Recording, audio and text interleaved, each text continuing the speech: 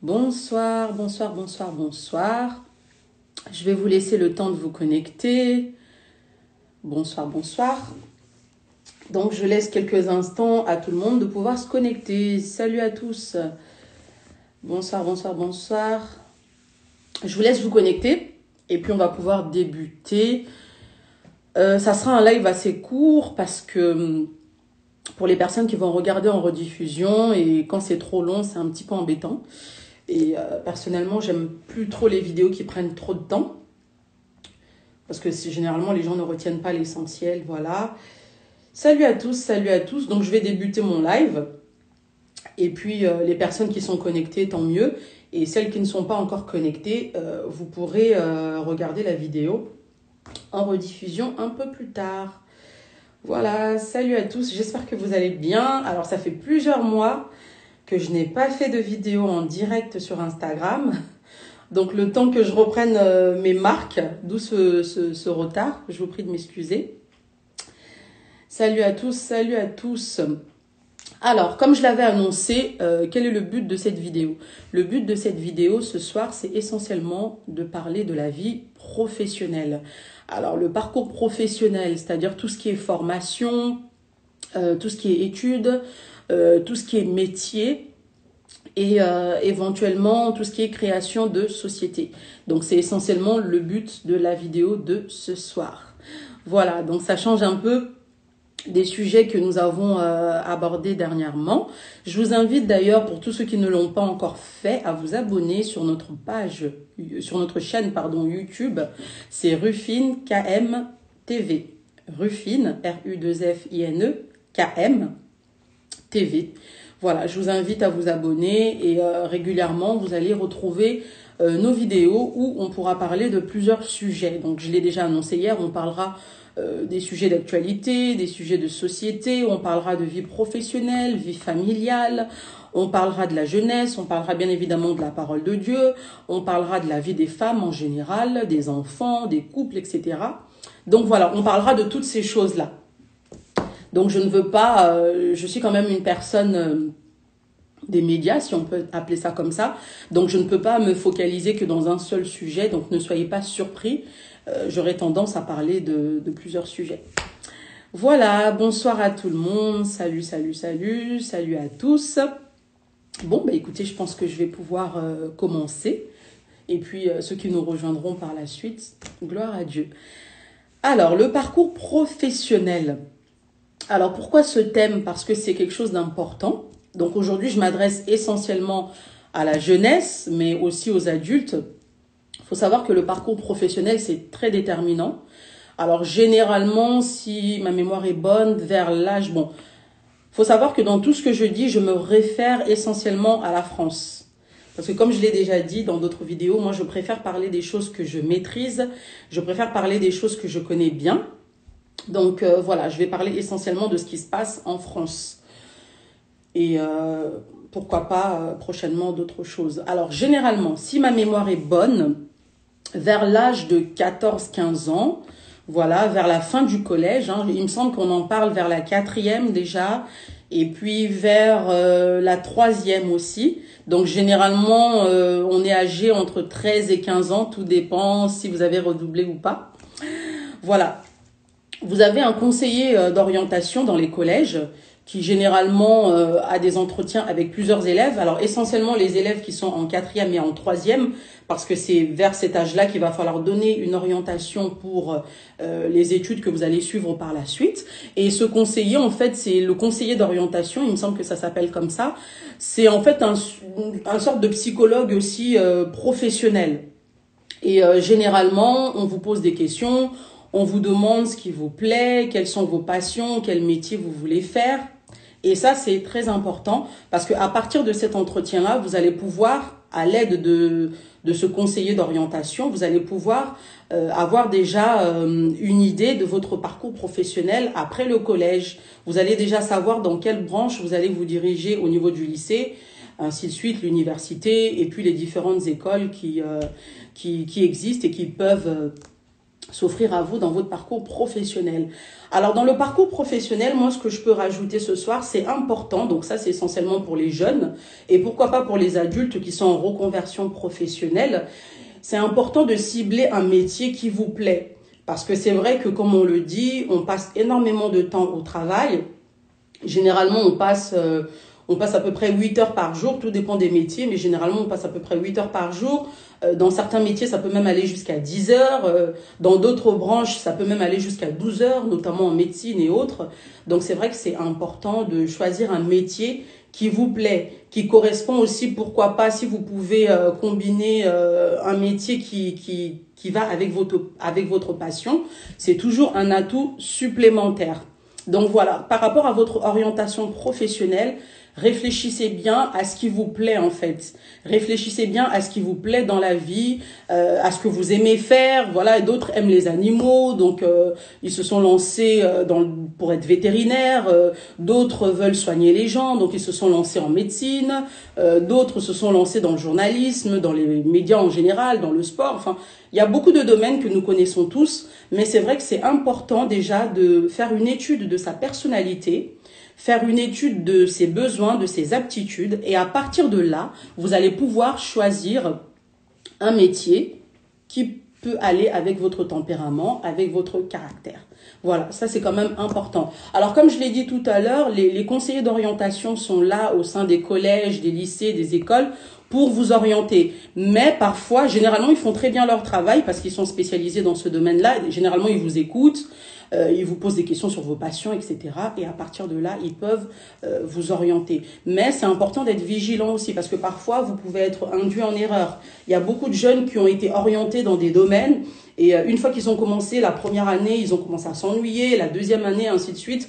Et généralement, vous pouvez rapidement perdre 1 an, voire 2 ans d'études parce que vous avez été mal orienté, vous avez été dans un domaine, qui ne vous correspondait peut-être pas. Voilà, ça c'est quelque chose d'important. Donc, essayez vraiment de cibler votre métier par rapport aux choses qui vous plaisent et aussi par rapport à vos aptitudes. Parce qu'il peut y avoir des choses qui nous plaisent, mais est-ce que nous avons les aptitudes pour pouvoir faire ces métiers-là? Voilà, je pense à des métiers comme, je sais pas, chauffeur poids lourd. Voilà, ça attire pas mal d'hommes, pas mal de jeunes garçons. Voilà, il y a des avantages, il y a des inconvénients. Et il faut savoir si aussi vous avez la carrure et la capacité. Parce que quand on dit poids lourd, c'est vraiment du lourd. Donc voilà, il faut savoir si vous êtes vraiment apte à faire ce genre de choses, etc.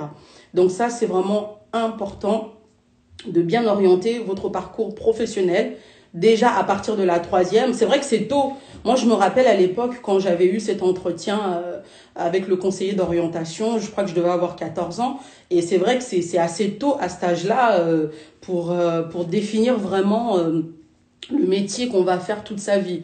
Mais bon, après, il n'est pas trop tard pour vous rattraper. Et même si vous commencez dans un domaine et que 1 an, 2 ans, même 3 ans après, vous vous rendez compte que ça ne vous plaît plus, il n'est jamais trop tard pour changer. Il y a beaucoup de personnes qui ont débuté des études précises et qui finalement ont arrêté pour faire autre chose. C'est toujours des connaissances supplémentaires et ça pourra vous aider plus tard dans votre culture générale. Alors, une chose aussi pour laquelle je voulais parler, il faut faire aussi attention à tous ces préjugés que nous avons sur les métiers. Et là, je m'adresse essentiellement à la communauté africaine. C'est vrai qu'on a beaucoup d'a priori, on a beaucoup de préjugés sur certains diplômes. Alors, je tiens quand même à préciser, les études, c'est bien. Si vous avez la possibilité de faire des grandes études, je vous encourage. Surtout si vous êtes encore jeune, vous êtes chez vos parents, vous avez des bonnes relations avec vos parents. Moi, je vous conseille d'en profiter et de faire le plus d'études possible si c'est ce qui vous plaît. Pourquoi pas un bac+3, un bac+4, même aller jusqu'à un bac+5. Si vous pouvez rester chez vos parents, économiser, faire vos études, avoir peut-être des petits boulots le week-end, pendant les vacances, c'est tout aussi bien. Après, il faut savoir que tous les jeunes n'ont pas tous le même parcours. Il y a aussi des jeunes qui ont rencontré des difficultés dans leur famille, qui ont dû subvenir à leurs besoins assez tôt. Et par rapport à ça, peut-être qu'ils se sont lancés dans des filières plus courtes. Après, c'est vrai que tout métier ne nécessite pas forcément un bac+5. Tout métier ne nécessite pas forcément un bac+4. Je prends par exemple l'exemple de la coiffure. Il me semble que souvent dans la coiffure, à partir du CAP, BEP, vous pouvez déjà exercer. Il me semble même que c'est le CAP. Donc c'est vrai que dans certains domaines, le CAP est vu comme étant le diplôme le plus bas, le plus inférieur. Mais dans d'autres domaines, c'est le diplôme qui est requis. Et souvent, ce sont dans des métiers assez manuels. Par exemple, j'ai dit la coiffure, tout ce qui est pâtisserie, boulanger. Voilà, aujourd'hui, vous avez des très grands boulangers, vous avez des grandes pâtisseries qui réussissent très bien leur commerce. Et la plupart n'ont que des CAP ou des BEP parce que dans le domaine où ils exercent, ce diplôme est largement suffisant. Par exemple, les plombiers, par exemple, je crois les plombiers, les serruriers, voilà, c'est des domaines où à partir d'un BEP, vous pouvez facilement commencer à exercer. Donc, il ne faut pas être complexé en fait par rapport à certains diplômes. C'est vrai que, bien évidemment, si vous voulez faire médecine ou si vous voulez faire des études de droit ou autre, alors là, c'est sûr qu'il faut se préparer à avoir des longues études, généralement qui durent 8 ans, voire même 10 ans, et il y a des spécialités à rajouter encore. Si c'est votre souhait, alors n'hésitez pas. Mais si vous voulez aller dans un domaine beaucoup plus manuel, il ne faut pas hésiter. C'est vrai que dans la communauté africaine, on a quand même une certaine tendance à négliger ou même à pointer du doigt négativement certains métiers, mais il faut de tout pour faire un monde. Je veux dire, lorsque tu voyages et que tu vas dans un hôtel, c'est bien qu'il y ait des gens qui fassent le ménage aussi. C'est bien qu'il y ait des gens qui rangent les lits. Voilà, lorsque tu vas dans un restaurant, c'est bien qu'il y ait des gens qui soient là pour te servir, qu'il y ait des cuisiniers, qu'il y ait des serveurs. Donc, il ne faut pas du tout complexer par rapport à certains métiers. Ça, c'est vrai que parfois aussi, certains parents découragent aussi leurs enfants parce qu'il y a des parents qui projettent aussi leurs propres rêves, leurs propres ambitions sur leurs enfants. Ce qui n'est pas mauvais si l'enfant est apte à ça. Vous voyez, souvent, on voit beaucoup de parents qui motivent leurs enfants à faire du sport, à faire du foot, etc. parce que c'est très tendance. Et lorsque vous avez du talent, c'est vrai que vous pouvez réussir assez facilement, gagner beaucoup d'argent. Mais après, il faut voir, est-ce que vous êtes vraiment appelé à ça? Est-ce que c'est vraiment votre passion? Et est-ce que vous avez des aptitudes? Je vais vous donner un exemple. Lorsque j'étais au lycée, on avait une classe sport-études. Et dans cette classe, il y avait certains joueurs de foot qui sont connus aujourd'hui.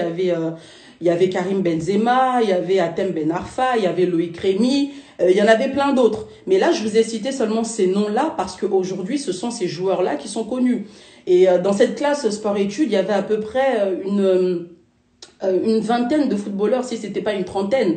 Mais parmi ces trentaines de footballeurs, il y en a que trois qui ont réellement émergé. Et parmi les trois de nos anciens camarades, il y a que Karim Benzema qui a vraiment émergé et qui est vraiment devenu stable dans ce domaine-là. Donc c'est vrai que pousser les enfants dans le domaine sportif, dans le foot, etc., si l'enfant est apte à ça, si l'enfant a du talent pour le football ou pour le handball, le basket, etc., tant mieux. Mais s'il n'a pas le talent pour ça, il vaut mieux peut-être l'orienter vers autre chose. D'ailleurs, parmi tous ces footballeurs ces apprentis footballeurs qu'on voyait au lycée, il y en a même un que je croise souvent pas loin du centre commercial.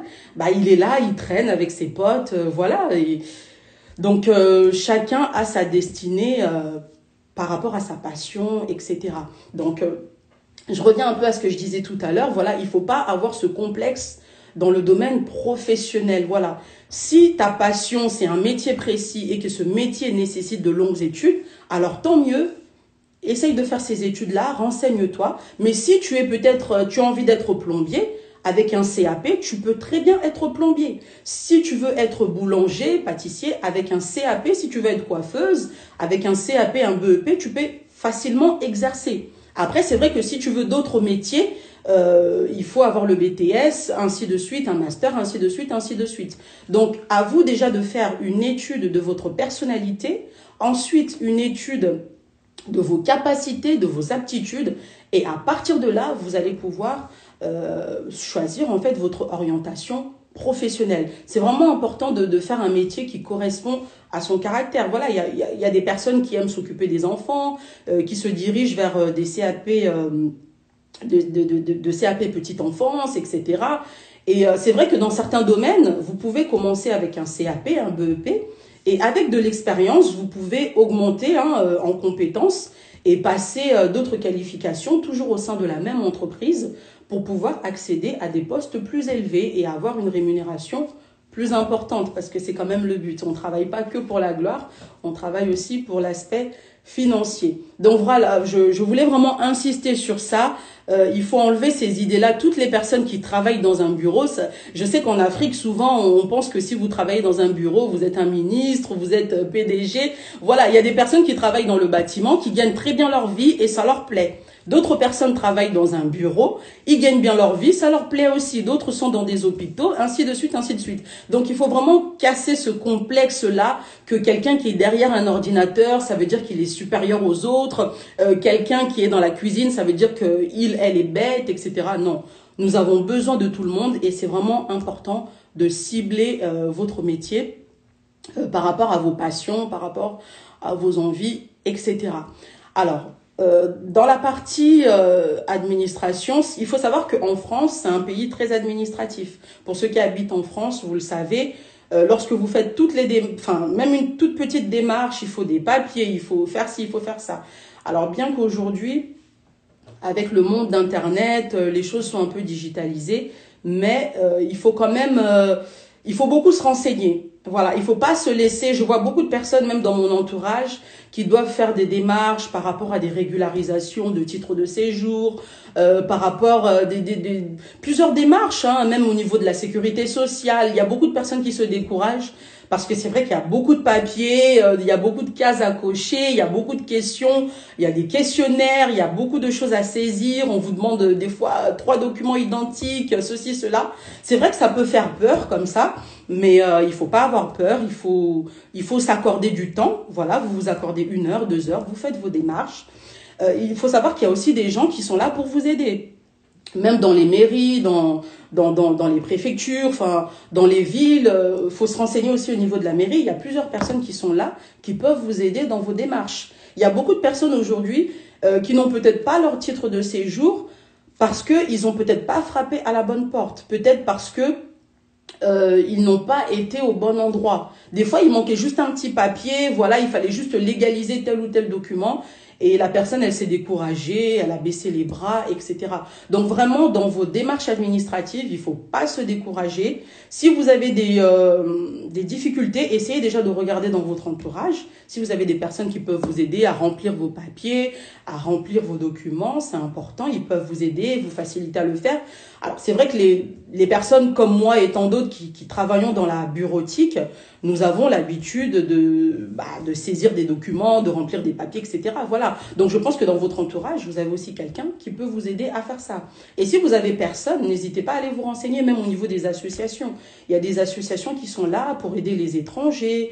Il y a des associations qui sont là pour aider les étudiants, les parents en difficulté. Il y a plusieurs associations, même pour les jeunes qui ont des difficultés pour faire leurs devoirs, qui ont peut-être des difficultés à trouver une école. Parce que c'est vrai que souvent, quand on vient d'un quartier défavorisé, c'est vrai qu'il y a certains établissements assez prestigieux qui peuvent refuser, dès qu'ils regardent l'adresse, le nom de famille. C'est vrai, ça évolue quand même, heureusement, grâce à Dieu, ça évolue. Mais c'est vrai qu'il y a quand même certaines institutions qui sont assez conservatrices et il y a quand même un certain racisme, hein, ça il faut le dire, qui existe certes, mais il faut pas se décourager par rapport à tout ça. Il faut pas se décourager. Vous savez, il y a énormément d'aides, des fois qu'on ignore. Hein, c'est vrai que la France fait partie des pays où il y a beaucoup d'aides. Alors ces aides-là, il faut pas seulement le voir dans le sens négatif. Il y a aussi des aides au niveau de la santé, des personnes qui n'ont peut-être pas les moyens de se payer une mutuelle. Les personnes qui n'ont peut-être pas les moyens de se payer une mutuelle, vous pouvez avoir une CMU, voilà, donc c'est une couverture maladie universelle. Vous pouvez avoir une complémentaire santé gratuite. En fait, certes, ça sera le minimum. Vous aurez juste le bas de gamme, mais c'est déjà ça. Et pour tout ça, en fait, il faut se renseigner. Il faut se renseigner, voilà, même lorsque vous êtes salarié. Les aides, c'est pas que pour les personnes... Excusez-moi, j'ai eu un appel. Alors les aides, c'est pas, je disais que même pour les personnes qui sont salariées, qui ont des faibles ressources, il y a des aides au niveau de la CAF qui peuvent compléter vos revenus. C'est vrai que tout de suite, quand on parle d'aide, on voit assistanat, on voit profit, parce que c'est ce que les médias ont mis en avant, c'est ce que certains politiques ont mis en avant, que les étrangers sont là pour profiter des aides, pour profiter de la France, etc. Mais il faut bien se renseigner. Il y a des aides aussi pour les familles nombreuses. Voilà, il y a aussi des aides pour les parents isolés, même pour les familles classiques, oui, parce qu'on a l'impression qu'on les oublie des fois. Il y a aussi des aides pour les études des enfants, pour la garde d'enfants. Voilà, il y a des personnes qui ont des horaires assez compliqués, qui ont du mal à trouver des places en crèche, en garderie, ou même en études du soir. Voilà, il y a quand même des aides. Alors c'est vrai que bon, la France, généralement, plus vous travaillez et moins vous avez d'aide. Donc c'est comme ça et vice versa. Donc après il faut voir la situation dans laquelle vous êtes. Mais moi je vous invite à vous renseigner. N'hésitez pas à aller faire un tour sur le site de la CAF, la caisse d'allocation familiale. Vous allez pouvoir vous renseigner selon votre situation en tant qu'étudiant. Faites aussi un tour sur le site de la sécurité sociale. Il y a aussi des prises en charge, il y a aussi des aides en cas de maladie, en cas de difficultés ou autres, etc. Voilà, il y a énormément d'aides. Il ne faut pas hésiter à se renseigner.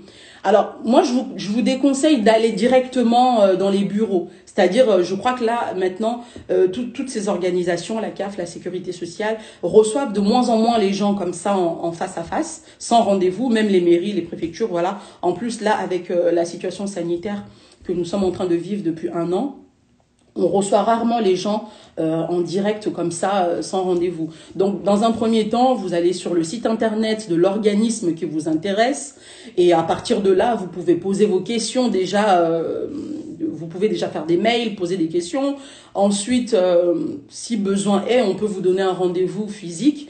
Et là, on vous demande d'apporter des pièces justificatives. Voilà, il y a énormément d'aides auxquelles on ne pense pas. Et les aides, c'est pas simplement pour rester assis là et ne pas travailler, non. Les aides, ça peut vous aider pendant une période de 3 mois, pendant une période de 1 mois, de 6 mois, voilà. Le but d'avoir des aides, c'est pas pour rester seulement sur ces aides-là et ne pas travailler et ne pas étudier. Mais ces aides, ça peut pallier vos besoins pendant une courte durée. C'est aussi important. C'est aussi important. Alors, il y a un aspect que j'ai oublié tout à l'heure, quand je parlais de tout ce qui est CAP, BEP, etc. C'est vrai que souvent, on pointe du doigt ces diplômes-là, comme tous ceux qui travaillent dans des fast-food, dans des McDo, etc. Alors, c'est vrai qu'il y a beaucoup de personnes qui ont commencé comme ça, en tant qu'équipiers, je pense qu'on les appelle comme ça, équipiers polyvalents, enfin, quand ils sont serveurs au McDo, etc., dans des fast-food. Et puis, si vous êtes assidu, si vous êtes sérieux, vous pouvez facilement passer manager, etc. Et souvent, c'est ces grandes entreprises, parce que même si ça paraît banal, comme ça, on dit McDo, etc., mais ça reste des très grandes entreprises et il y a beaucoup de structures à l'intérieur. Et vous pouvez passer manager, superviseur, ainsi de suite, pourquoi pas même directeur de magasin, et pourquoi pas même avec de l'expérience et avec un apport financier, pourquoi pas même devenir une franchise en fait, avoir votre propre McDo dont vous êtes le directeur. Ça existe, hein, donc vraiment, il n'y a pas de saut métier, vous ciblez votre domaine, vous faites des formations dans ce domaine-là, et puis vous essayez de monter en compétences. Voilà.